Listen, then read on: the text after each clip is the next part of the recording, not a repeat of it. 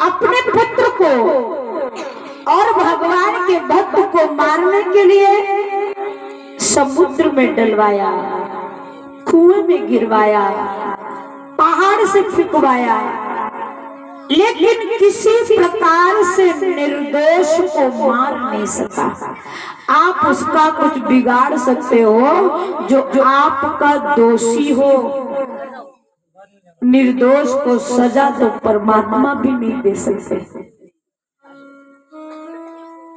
हिरण्यकश्यप भयभीत होने लगा कि अगर हमारा पुत्र नहीं मरा तो कहीं हमारी मौत का कारण न बन जाए। एक दिन उदास होकर बैठा था तो बहन शिक्षिका का आगमन हो गया। बहन ने कहा कि भैया तुम चिंता मत करो, मैं प्रहलाद को एक पल में जलाकर राख कर दूंगी। ऐसा करो कि लकड़ियों का ढेर लगवा दो। लकड़ियों का ढेर लगवाया गया।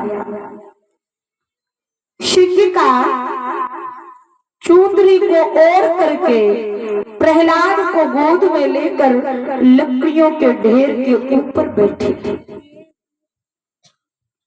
नीचे से आग जलाई गई, बड़ी जोर से हवाएं चलने लगी।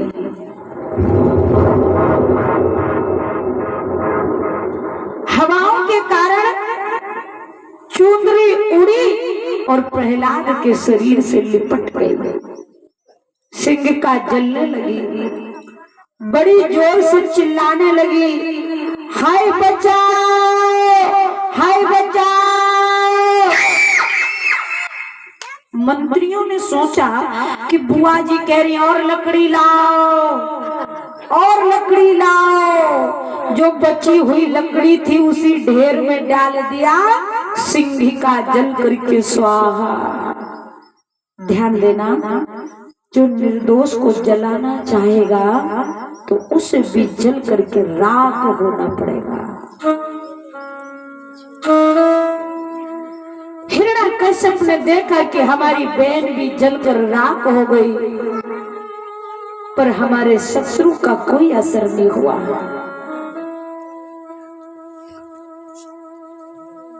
हिरण्यकश्यप ने लोहे के खंभे को गर्म करवाया और पास में बुलाकर कहता, पापी आज तू अपने जगदीश्वर को बुला ले, मैं तुझे स्वयं मौत की सजा दूंगा।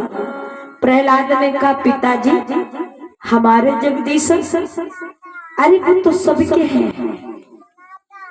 जो परमार्थ को ना जाने, स्वार्थ को पहचाने, यदि अंधे को लेकर अंधा चलेगा तो कुएं में पड़ जाएगा। परमात्मा तो आपके भी है, हमारे भी वही है, बस आप उन्हें हमारी नजर से तो देखो।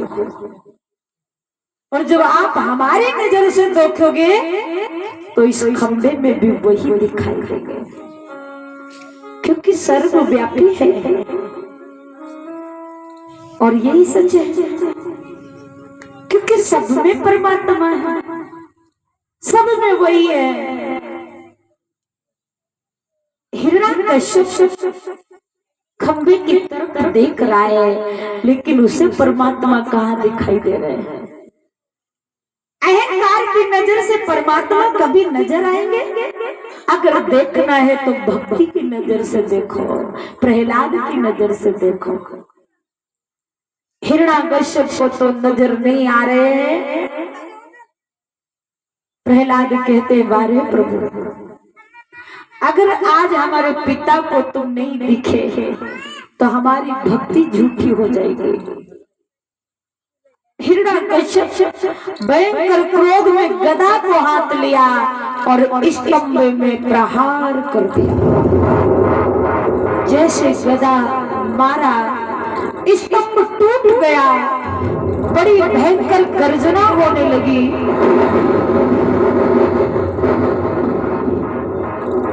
तेज गर्जना के साथ में बीच में दहाड़ लगाते हुए भगवान नरसिंह का प्रकट हो गया, जिनका शरीर नर का है, सर सिंह का है, इसलिए उनका नाम नरसिंह रखा गया।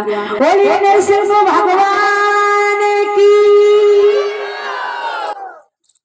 आज नरसिंह भगवान ने हिरण्यकश्यप को गोद में उठा लिया, दरवाजे की देहली पर जाकर बैठे।